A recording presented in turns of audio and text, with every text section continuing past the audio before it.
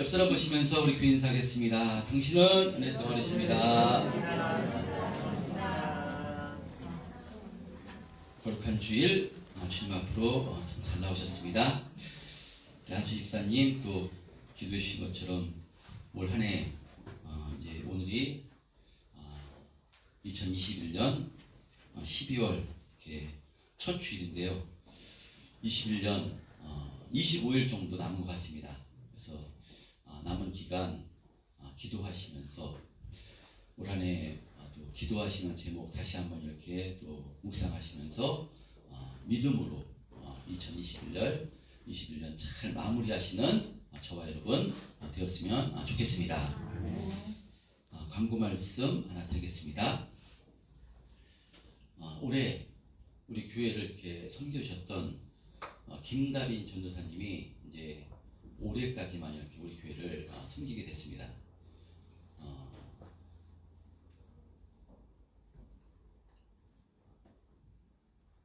나사렛 신학대학원 대학원을 이렇게 졸업했기 때문에요.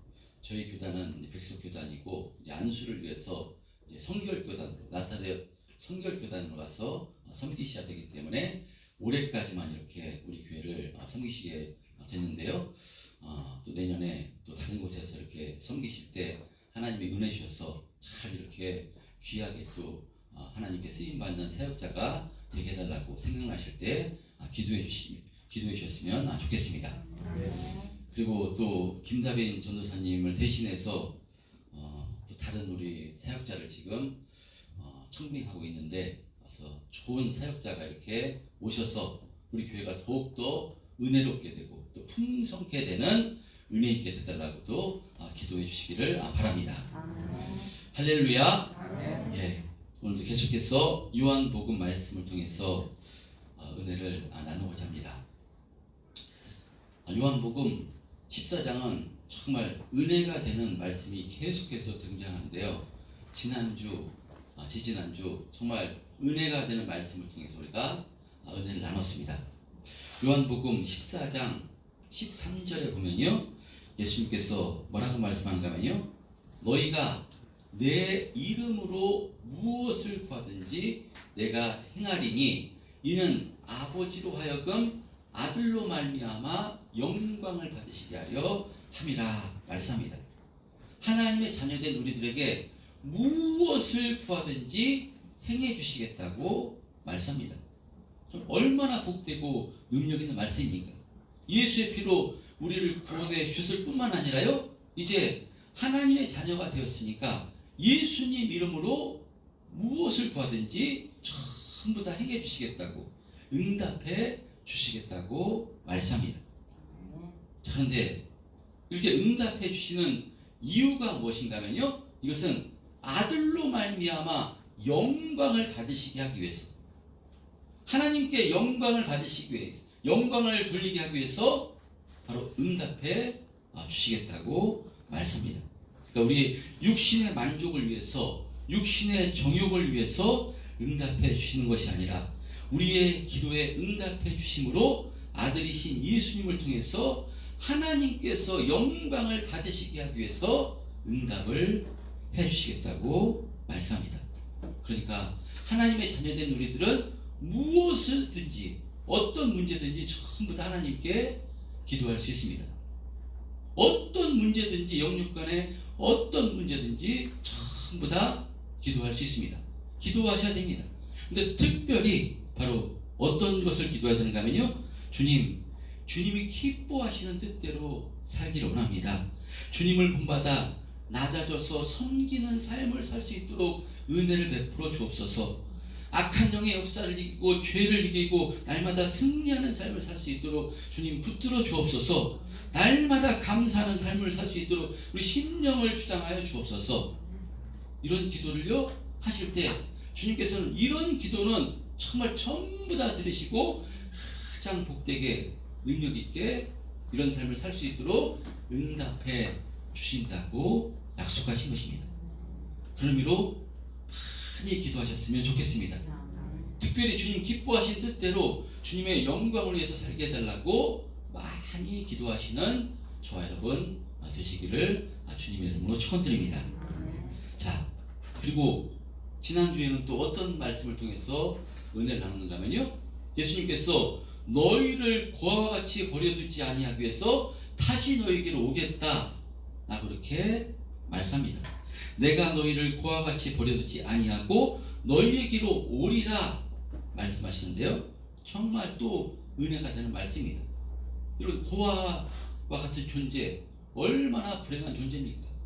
자신을 도와줄 부모님이 계시지 않고 주변에 아무런 사람이 없고 혼자 되었을 때 참으로 괴롭고 외롭고 쓸쓸하고 정말 낙심되고 그런 것인데요, 혹시 육신으로는 부모님이 일찍 돌아가시고 주변에 아무런 사람이 없어서 정말 육신으로는 이렇게 외롭고 정말 낙심된다 할지라도요, 예수를 믿게 되면, 예수님을 영접하게 되면요, 예수님께서 영원토록 우리가 떠나지 아니하시고요, 고아와 같이 버려두지 아니하고 우리가 함께 하시겠다고 약속하시니까요, 정말 복되고 행복한 또 말씀인 줄 믿습니다.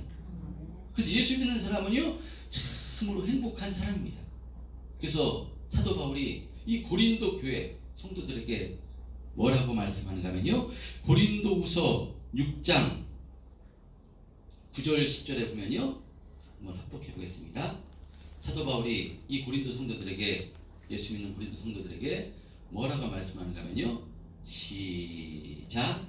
유명한 자 같으나 유명한 자요, 죽은 자 같으나 보라 우리가 살아있고 징계를 받는 자 같으나 죽임을 당하지 아니하고, 근심하는 자 같으나 항상 기뻐하고, 가난한 자 같으나 많은 사람을 부유하게 하고, 아무것도 없는 자 같으나 모든 것을 가진 자로다. 예수 믿는 사람이 이와 같은 존재라는 것입니다. 모든 것을 가진 존재가 예수 믿는 사람입니다. 어떻게 우리가 모든 것을 가졌습니까? 모든 것을 주장하시는 하나님, 모든 것을 창조하시는 하나님, 그 주님께서요, 모든 것을 주관하신 주님께서 이제 우리와 영원토록 함께 하시기 때문에, 그래서 우리를 도와주시기 때문에요, 우리가 겉으로 사람들이 없는 자, 아무것도 없는 가난한 자 같으나 우리는 모든 것을 다 가진 자라고 성경은 말씀한 것입니다.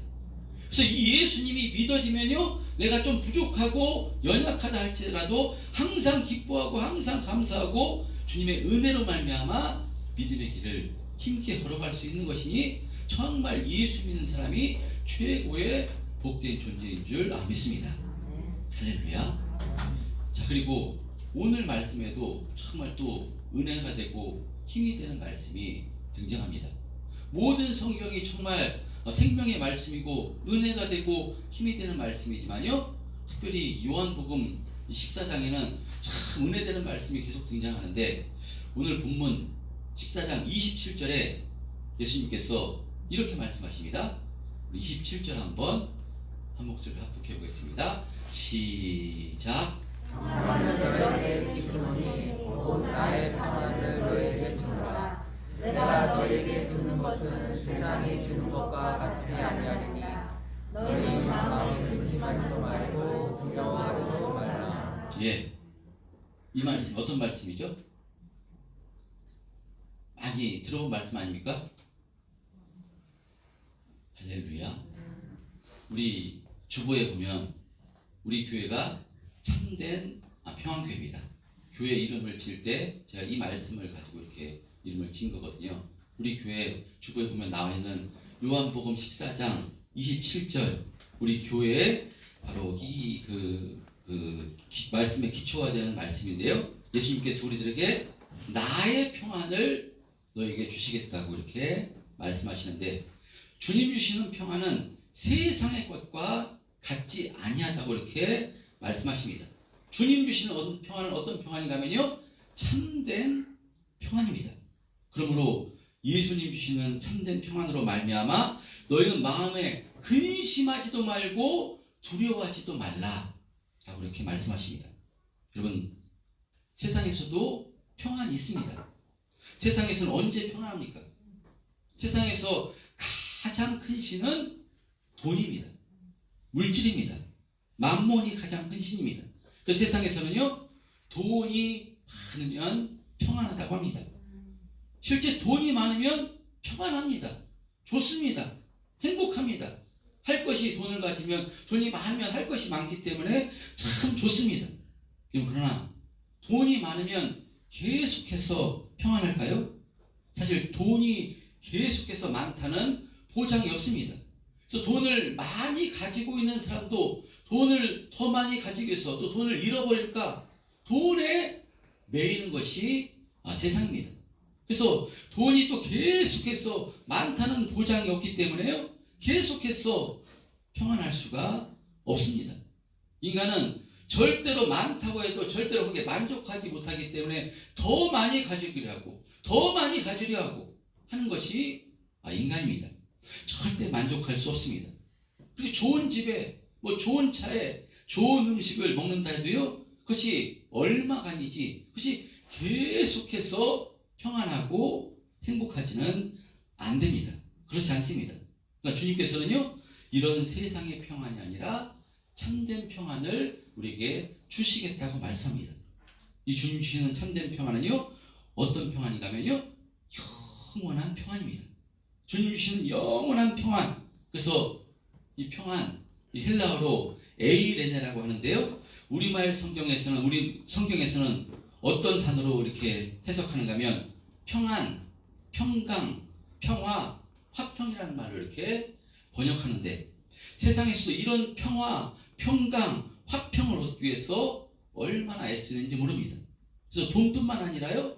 어떤 사람은 권력을 가지게 되면 이 평안을, 화평을 얻을 수 있을 것이라고 생각해서 수단 방법을 가리지 않고 이 권력을 얻기를 힘씁니다.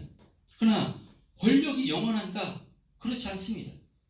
우리가 잘 알듯이 지금 한 달여를 앞두고 전직 대통령 두 분이 이렇게 숨을 거두셨는데 죽음을 맞이했는데 최고의 권력을 가졌던 이분들이 정말 계속해서 평안했는가? 그렇지 않았음을 우리가 잘 알고 있습니다. 권력을 가졌던 얼마간은 평안했겠지만 퇴임 후에는 평안은커녕 한숨과 바로 후회뿐이었을 것입니다. 그래서 어떤 사람은 돈도 아니다, 권력도 아니다, 내가 좋아하는 일을 하면은 평안할 것이다 해서 자신이 좋아하는 일을 통해서 평안을 얻고자 합니다. 우리 아들이 요즘 애들 같지 않게요. 옛날 가수를 좀 좋아합니다. 음악도 옛날 음악.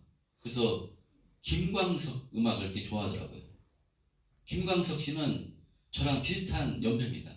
그래서 저도 젊었을 때 사랑했지만 거리에서 이등병의 편지 저도 많이 좋아해서 그 감성을 이렇게 자극해서요. 김광석 음악을 많이 저도 들었는데 근데 이 김광석 이렇게 감성을 자극하니까 이 노래하는 시인, 노래하는 철학가라는 이렇게 예명도 있었습니다. 김광석 자신도요. 노래는 나의 희망이다. 노래는 나의 생명이다. 노래는 나의 소망이다. 라고 우리 김광석 자신도 그렇게 노래를 좋아하고 사랑했습니다. 근데 이렇게 좋아했던 일을 했는데 김광석 씨가 어떻게 됐습니까? 뜻하지 않게 자신의 생명을 이렇게 허무하게 버렸음을 우리가 잘 알고 있습니다. 그래서 음악가나 문학가나 미술가 했던 사람이나 이런 분들이 마지막에 비참한 최후를 맞이하게 된 것을 우리가 잘 알고 있습니다. 그러니까 무엇을 의미하는 것이겠습니까? 자신이 가장 좋아하는 것을 사랑하는 것을 했으면서도요 이 마무리가 좋지 않았음을 통해서 우리가 무엇을 알 수 있는가 하면요 이 땅의 것은 그것을 통해서 영원한 평안은 줄 수가 없다는 것입니다. 문학도 음악도 미술도 전부 다 이 땅의 것입니다. 그것을 통해서는요 영원한 평안은 주지 못합니다. 그것을 통해서 음악가 미술가 문학가 이런 것을 통해서 하나님께 영광을 돌리면요 하나님을 찬양하고 하나님께 영광을 돌리면 그것을 통해서 참 평안을 얻고 정말 감사로 충만한 것 하지만 하나님을 떠난 음악과 문학과 이런 것은요 그것을 통해서 영원한 평안은 줄 수 없음을 우리가 이렇게 가르쳐주고 있는 것입니다. 여러분 그런 의미로 영원한 평안, 참된 평안은요 오직 누가 주실 수 있는 것인가면요, 예수님께서만 주실 수 있는 것입니다. 왜냐하면 예수님은요 영원하신 말씀이기 때문에 그렇습니다. 이사야 40장 8절에 보면요, 풀은 마르고 꽃은 시드나 주의 말씀은 영원하다라고 이렇게 말씀하는데, 예수님께서는 어떤 분인가 하면요, 이 영원하신 말씀이 육체로 오신 분이 예수님이십니다.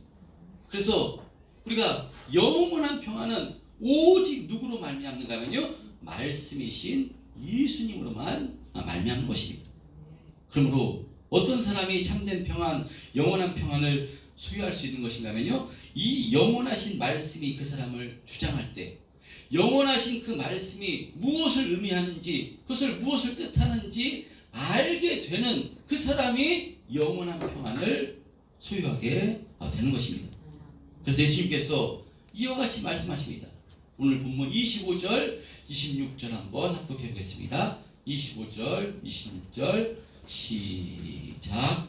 내가 아직 너희와 함께 있어서 이만을 너희에게 하였거니와 보혜사 곧 아버지께서 내 이름으로 보내실 성령 그가 너희에게 모든 것을 가르치고 내가 너희에게 말한 모든 것을 생각나게 하리라. 예. 영원한 말씀이신 예수님이 우리와 함께 있을 때, 그 영원하신 말씀이 예수님이 우리를 주장하실 때 우리가 참된 평안을, 영원한 평안을 누릴 수 있는 것인데요, 그러므로 이것은 예수님의 영, 성령을 우리 가운데 임할 때 말씀이신 예수님께서 우리 성령으로 함께 하시는 것이요, 성령이 임할 때 우리의 영안이 열어져서 이 예수님의 말씀, 하나님의 말씀이 무엇을 뜻하는지 알게 되기 때문에요, 예수님께서는 이제 이러한 참된 평안을 허락해 주시기 위해서 보혜사 성령님을 허락해 주시겠다고 말씀하는 것입니다. 여러분, 예수 믿는 사람은요, 무엇을 통해서 힘을 얻고 평안을 얻게 되는 것인가 하면 무엇입니까? 말씀을 통해서 평안을 얻게 되는 것입니다. 이 말씀이 믿음될 때 아무리 어려운 상황 가운데 있다 할지라도, 고난 가운데 있다 할지라도, 정말 전쟁터에 있다 할지라도요, 그 말씀이 그 사람을 주장할 때 정말 참된 평안이 그 사람을 주장하게 되는 것입니다. 우리 힘과 노력과 능력이 아니라요, 오직 말씀입니다. 그래서 우리가 잘 알듯이요, 예수님도 이 악한 마귀의 시험을 무엇으로 이겼는가 하면요, 말씀으로 이기셨습니다. 말씀으로 이기셨습니다. 시험, 언제 시험 받으시는가 하면 광야에서, 아무것도 없는 광야에서 예수님께서 40일 금식하시고 그렇게 줄이실 때 마귀가 시험합니다. 이 돌들로 떡덩이를 만들어서 먹으라고 마귀가 시험합니다. 어떤 시험이겠습니까? 당신은 그리스도 아닙니까? 그 능력으로 떡을 만들어 자신을 위해서 그 능력을 사용하라고 이렇게 유혹할 때 예수님께서는 우리가 잘 알듯이 뭐라고 말씀하는 거냐면요, 사람이 떡으로만 사는 것이 아니라 하나님의 입에서 나오는 말씀으로 사는 것이니라, 이 말씀으로 물리치십니다. 사람이 떡으로만 사는 것이 아니라 떡이 중요합니다. 떡도 육체를 위해서, 떡이 소용없다, 떡 아무 소용없다라고 말씀하신 떡으로만이 아니라 떡으로만 사는 사람이 아닙니다. 육체를 위해서는 떡이 필요합니다. 그러나 영원한 평안, 영원한 생명을 위해서는요, 떡만이 가지고가 아니라 말씀으로, 하나님의 입에서 나오는 말씀으로 살아야 이 참된 평안을 소유할 수 있다고. 그래서 이 말씀으로 이 마귀의 시험을 이기십니다. 그러자 마귀가 또 계속해서 유혹합니다.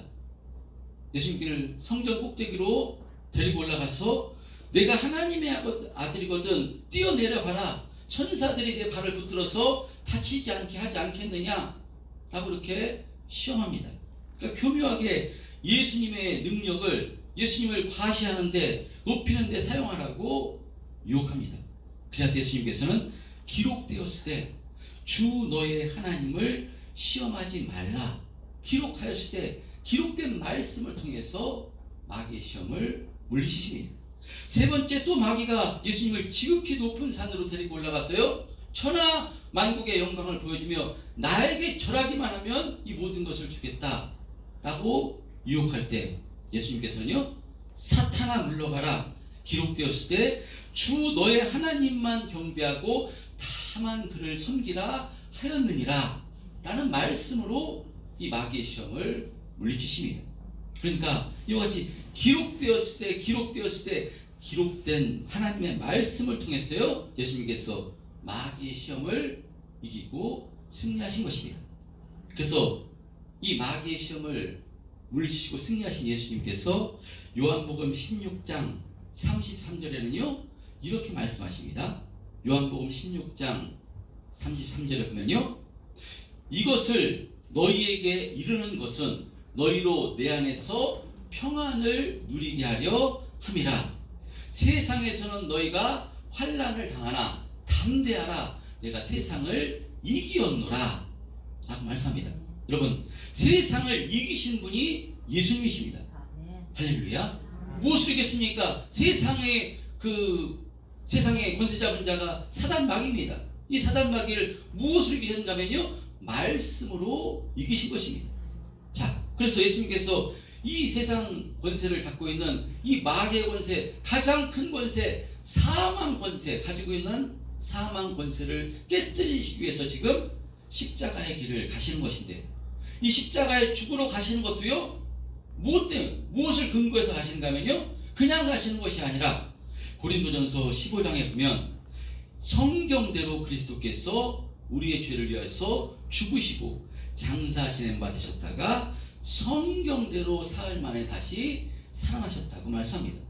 예수님 임의대로 십자가의 길을 가시는 것이 아니라요 성경대로 하나님 말씀대로 하나님의 뜻에 순종해서 십자가의 길을 가시는 것입니다.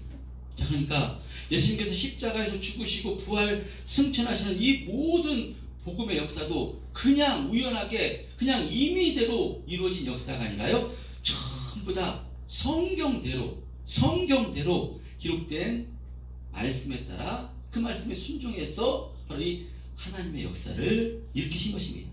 여러분 그래서 이 기록된 성경 하나님의 말씀을 깨달아 알게 되면요 그 말씀으로 우리가 이 마귀의 시험을 이기고 우리도 승리하게 되는 것입니다. 할렐루야. 그래서 그 말씀을 언제 어떻게 깨달을 수 있는가? 성령으로 아니하고서는 우리가 깨달을 수 없기 때문에 예수님께서 성령을 주시기 위해서 지금 십자가의 길을 가시는 것인데요. 그래서 오늘 본문에 보혜사 곧 아버지께서 내 이름으로 보내실 성령 그가 너에게 모든 것을 가르치시고 내가 너에게 말한 모든 것을 생각나게 하리라 라고 말씀하시며 평안을 너에게 끼치노니 곧 나의 평안을 너에게 주노라. 내가 너에게 주는 것은 세상이 주는 것과 같지 아니하니라. 너희는 마음에 근심하지도 말고 두려워하지도 말라. 할렐루야. 여러분 이제 예수님께서 십자가에서 죽으실 때 제자들은 두려워할 것입니다. 그것을 전부 다 아십니다. 그래서 예수님께서 지금 나의 평안을 너에게 주노라. 너희는 두려워하지 말라 말씀하셨어도요 이때는 성령 받기 전이었기 때문에 이 말씀을 하셨는데도 제자들은 두려워했습니다. 예수님께서 죽으시고 난 후 제자들은 근심하고 두려워했습니다.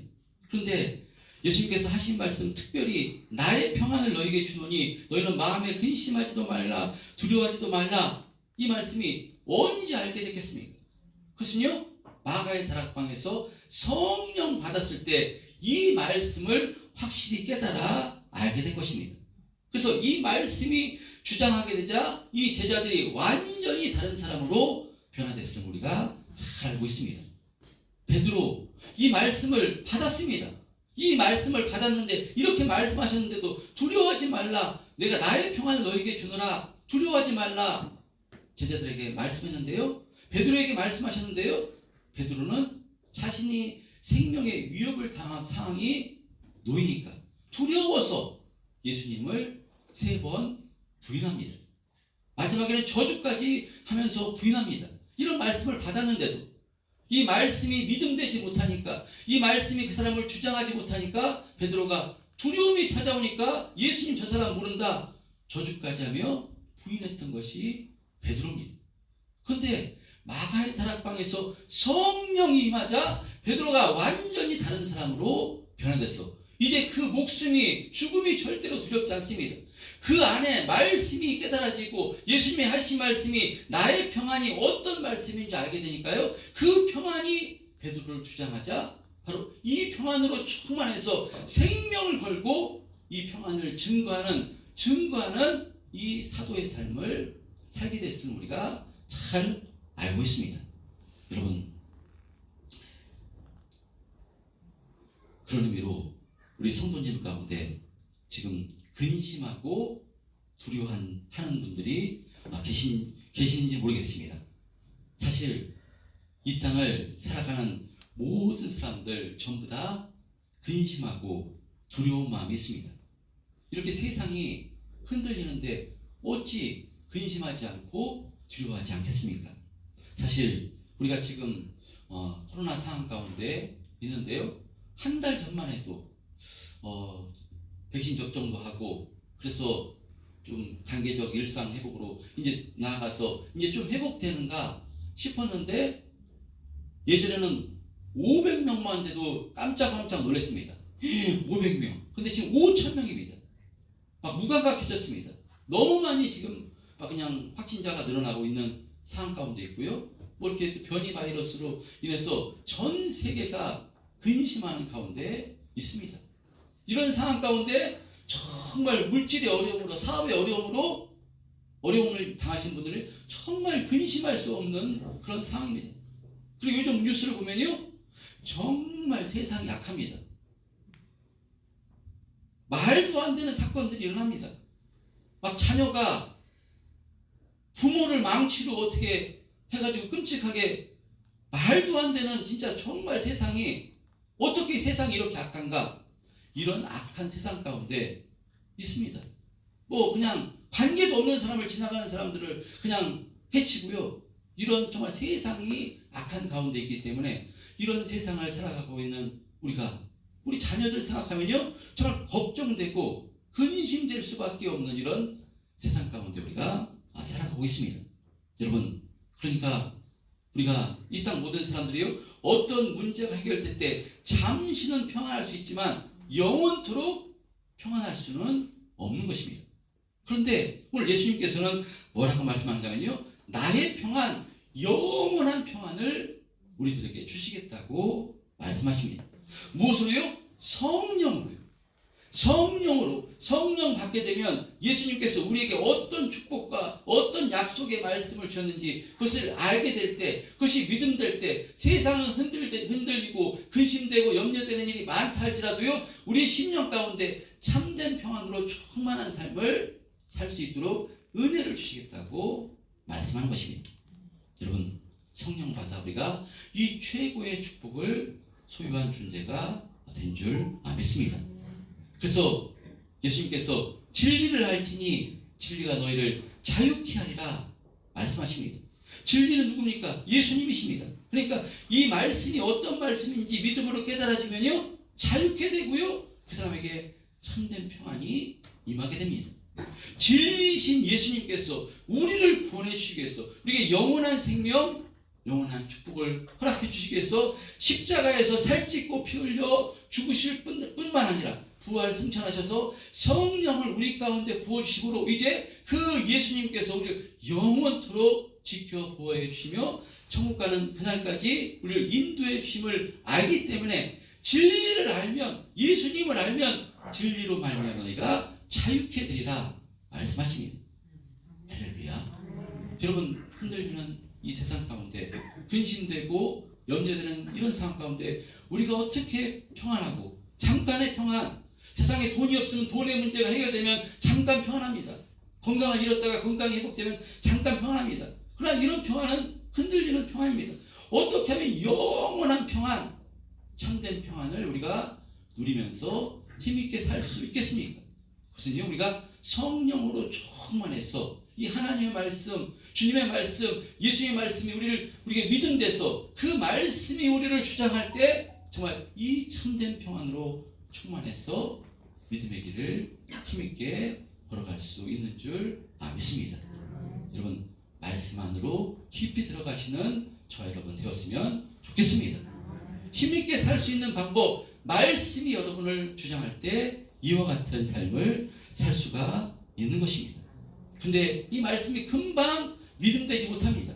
그 말씀이 금방 그 사람을 주장하기가 참 오래 걸립니다. 그때 어떻게 되느냐? 그때 예수님께서 말씀하십니다.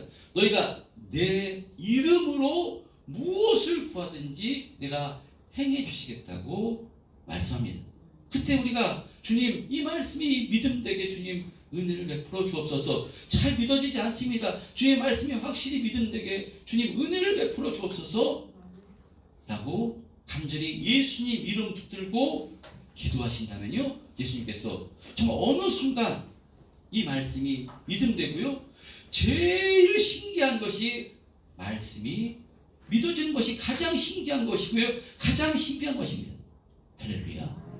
어떻게 2000 몇 년 전에 예수라는 분이 내 죄를 담당하고 2000 몇 년 전에 죽으셨단 말인가? 예수님이 죽으실 때 나도 죽고 예수님이 부활하실 때 나도 살아난 것이고 나 이제 죄인이 아니고 의인이다. 이것이 어떻게 믿어지겠습니까? 인간의 지성으로는, 인간의 힘으로는 도무지 믿어질 수가 없는 것입니다. 근데 성령으로서는요, 성령 받으면 바로 주님이 바로 나의 구주임이 믿어진다는 것입니다. 하나님이 우리 아버지 되심이 믿어지는 것입니다. 하나님이 주님이 나와 함께 하시며 날마다 지켜 보여주시며 가장 복된 길로 인도해 주심이 믿어지는 것입니다. 그래서 믿어지는 것이 최고의 복입니다. 이것이 믿어지면 이 흔들리는 세상 가운데서도요, 평안을 누리며 우리 힘으로 감당할 수 없는 문제, 기도하면 은혜 주시겠다고 했으니까 그 문제 가지고 기도하고 또 주시는 힘과 은혜를 공급받아서 하루하루 힘있게 믿음의 길을 걸어갈 수 있는 것이니까요. 여러분, 이것이 믿음 되시길 바라고, 이것이 아직 믿어지지 않으신다면 정말 주님께 예수님 이름으로 간절히 구하시는 우리 참된 평안교회 성도님들 되었으면 좋겠습니다. 그럴 때 하나님께서요, 하나님의 때, 하나님의 방법으로 정말 우리에게 이런 믿음을 허락해 주셨어요. 이 믿음을 통해서 이 땅에서 정말 평안을 누릴 뿐만 아니라 이런 믿음 주셨기 때문에 이제는 그때부터는 어떻게 되냐, 정말 하나님의 자녀답게 하나님을 주님을 닮아가고요, 이것을 이 주님을 증거하는 복된 증인의 삶을 살기를 힘쓰는 그런 단계로 우리가 나아가게 되는 줄 믿습니다. 2021년 뒤돌아보면 정말 흔들리고 우리를 근심케 하고 염려케 하는 일들이 참 많았습니다. 우리 성도님들 가정에서도 직접 기도 제목을 청하지 않으셨기 때문에 제가 모르는 부분도 있었겠지만요, 삶 가운데 어찌 근심되고 염려되는 일이 없는 분이 있겠습니까? 자녀의 문제, 여러 가지 환경의 문제, 그런 문제가 있었을 것입니다. 근데 우리 힘으로 능력으로 해결하지 못합니다. 해결할 수 없는 문제가 너무나도 많습니다. 근데 해결해 주실 분은 주님이십니다. 하나님이십니다. 할렐루야. 그래서 그 문제가 있을 때 그 땅의 문제를 바라보지 말고 하늘을 바라보시기 바랍니다. 하나님을 바라보시기 바랍니다. 내 안에 계신 성령님을 의지하시길 바랍니다. 그럴 때 힘주시고 은혜 주셔서 또 믿음의 길 힘있게 걸어갈 수 있도록 힘주시고 능력 주실 줄 믿습니다. 말씀으로 충만해서 2021년 또 잘 마무리하시고 2022년 표어는 그래서 제가 주의 말씀으로 새롭게 회복하라 라는 표어로 이렇게 졌습니다. 내년 2022년은 주의 말씀으로 새롭게 회복하라 라는 말씀으로 이렇게 표어를 줬어요. 달력도 준비해놨는데 다음 주에 이렇게 가져가셨으면 좋겠습니다. 힘있게 믿음의 길 말씀 붙들고 힘있게 참된 평안을 누리며 힘있게 믿음 생활, 신앙생활 하시는 우리 참된 평안교회 성도님들 다 되시기를 주님의 이름으로 축원드립니다.